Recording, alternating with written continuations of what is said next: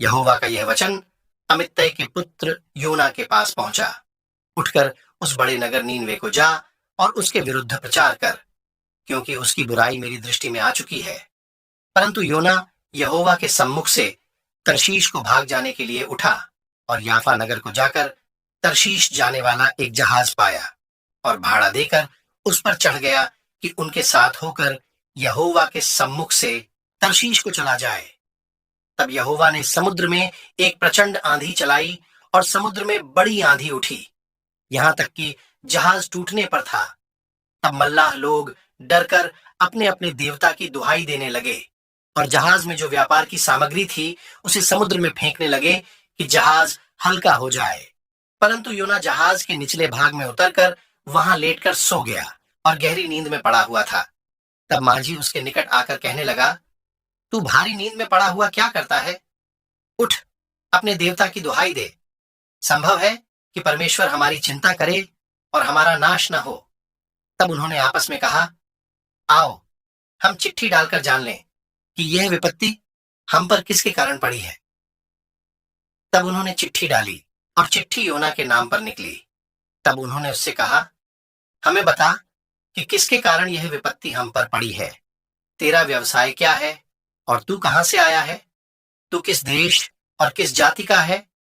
उसने उनसे कहा, मैं इब्री हूं और स्वर्ग का परमेश्वर यहोवा, जिसने जल स्थल दोनों को बनाया है, उसी का भय मानता हूं। तब वे बहुत डर गए और उससे कहने लगे, तूने यह क्या किया है? वे जान गए थे कि वह यहोवा के सम्मुख से भाग आया है, क्योंकि उसने आप ही उनको बता दिया था। तब उन्होंने उससे पूछा, हम तेरे साथ क्या करें जिससे समुद्र शांत हो जाए? उस समय समुद्र की लहरें बढ़ती ही जाती थीं। उसने उनसे कहा, मुझे उठाकर समुद्र में फेंक दो, तब समुद्र शांत पड़ जाएगा, क्योंकि मैं जानता हूं कि यह भारी आंधी तुम्हारे ऊपर मेरे ही कारण आई है। तो भी वे बड़े यत्न से कहते रहे कि उसको किनारे पर लगाएं, परंतु पहुंच न सके, क्योंकि समुद्र की लहरें उनके विरुद्ध बढ़ती ही जाती थीं।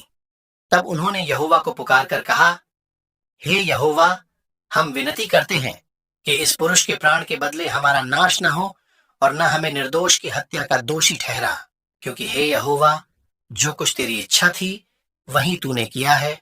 तब उन्होंने योना को उठाकर समुद्र में फेंक दिया और समुद्र की भयानक लहरें थम गईं। तब उन मनुष्यों ने यहोवा का बहुत ही भय माना और उसको भेंट चढ़ाई और मन्नतें मानी।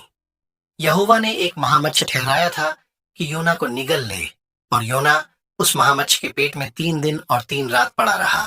तब योना ने महामच्छ के पेट में से अपने परमेश्वर यहोवा से प्रार्थना करके कहा, मैंने संकट में पड़े हुए यहोवा की दुहाई दी और उसने मेरी सुन ली है।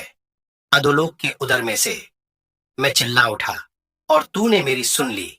तूने मुझे गहरे सागर में समुद्र की थाह तक डाल दिया और मैं धाराओं के बीच में पड़ा था। तेरी सब तरंग और लहरें मेरे ऊपर से बह गईं।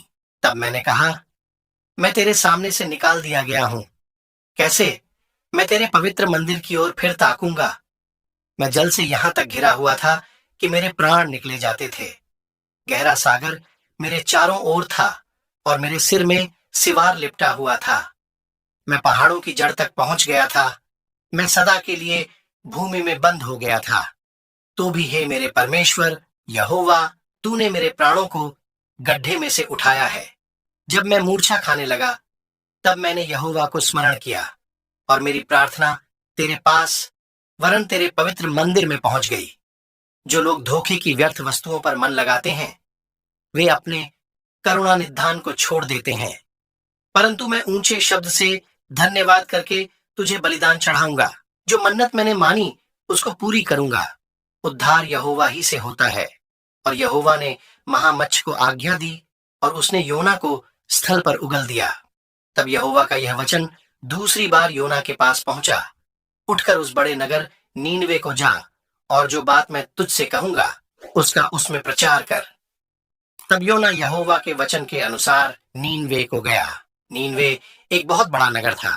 वह 3 दिन की यात्रा का था और योना ने नगर में प्रवेश करके 1 दिन की यात्रा पूरी की और यह प्रचार करता गया, अब से 40 दिन के बीतने पर नीनवे उलट दिया जाएगा। तब नीनवे के मनुष्यों ने परमेश्वर के वचन पर विश्वास किया और उपवास का प्रचार किया गया और बड़े से लेकर छोटे तक सभी ने टाट ओढ़ा। तब यह समाचार नीनवे के राजा के कान में पहुंचा और उसने सिंहासन पर से उठ अपना राजकीय ओढ़ना उतार कर टाट ओढ़ लिया और राख पर बैठ गया। राजा ने अपने प्रधानों से सम्मति लेकर नीनवे में इस आज्ञा का ढिंढोरा पिटवाया, क्या मनुष्य, क्या गाय बैल, क्या भेड़ बकरी या और पशु कोई कुछ भी न खाए, वे न खाएं और न पानी पिए, और मनुष्य और पशु दोनों टाट ओढ़ें और वे परमेश्वर की दुहाई चिल्ला चिल्ला कर दें और अपने कुमार्ग से फिरें और उस उपद्रव से जो वे करते हैं पश्चाताप करें। संभव है परमेश्वर दया करे और अपनी इच्छा बदल दे और उसका भड़का हुआ कोप शांत हो जाए और हम नाश होने से बच जाए। जब परमेश्वर ने उनके कामों को देखा कि वे कुमार्ग से फिर रहे हैं, तब परमेश्वर ने अपनी इच्छा बदल दी और उनकी जो हानि करने की ठानी थी उसको न किया। ये बात योना को बहुत ही बुरी लगी और उसका क्रोध भड़का और उसने यहोवा से यह कहकर प्रार्थना की, हे यहोवा, जब मैं अपने देश में था तब क्या मैं यही बात न कहता था?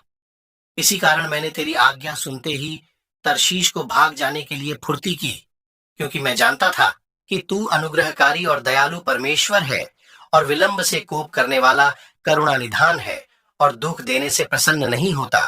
सो अब हे यहोवा, मेरा प्राण ले ले, क्योंकि मेरे लिए जीवित रहने से मरना ही भला है। यहोवा ने कहा, तेरा जो क्रोध भड़का है, क्या वह उचित है? इस पर योना उस नगर से निकलकर उसकी पूरब ओर बैठ गया और वहां एक छप्पर बनाकर उसकी छाया में बैठा हुआ यह देखने लगा कि नगर का क्या होगा।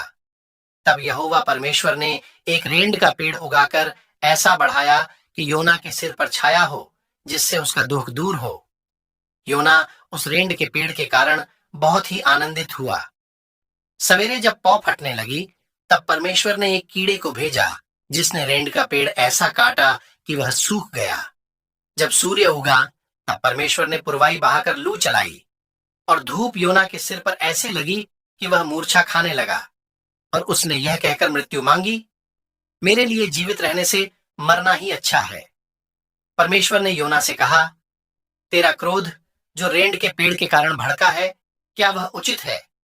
उसने कहा, हाँ, मेरा जो क्रोध भड़का है वह अच्छा ही है, वरन क्रोध के मारे मरना भी अच्छा होता।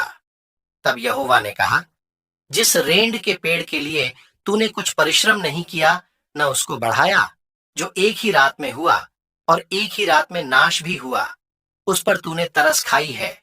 फिर यह बड़ा नगर नीनवे, जिसमें 1,20,000 से अधिक मनुष्य हैं, जो अपने दाहिने बाएं हाथों का भेद नहीं पहचानते, और बहुत घरेलू पशु भी उसमें रहते हैं, तो क्या मैं उस पर तरस न खाऊं? हालेलुया। आशा है ये बाइबल स्टोरी आप सबको पसंद आई होगी। परमेश्वर आप सबको आशीष दे।